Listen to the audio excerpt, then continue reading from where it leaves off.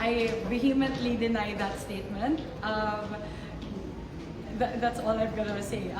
Again, I have said that the House leadership does not influence or try to influence any particular congressman, any individual member of Congress to vote in a particular way or incentivize them in any way. And I know that is what my distinguished colleague was alluding to before, and I have vehemently denied that yesterday during the press conference. Wala pong katotohanan yan. So yung 2 million po na Christmas bonus, deny?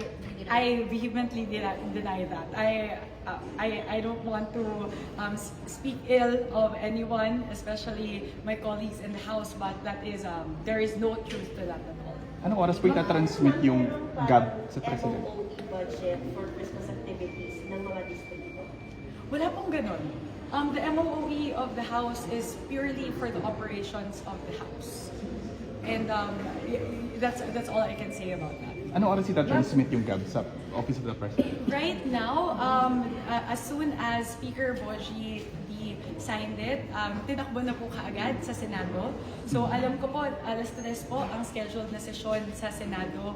At alam ko po, pagkatapos po nilang i-ratify, lalagdaan na din po ni Senate President Tito Soto. And immediately after, itatransmit na po natin sa Ehekutibo.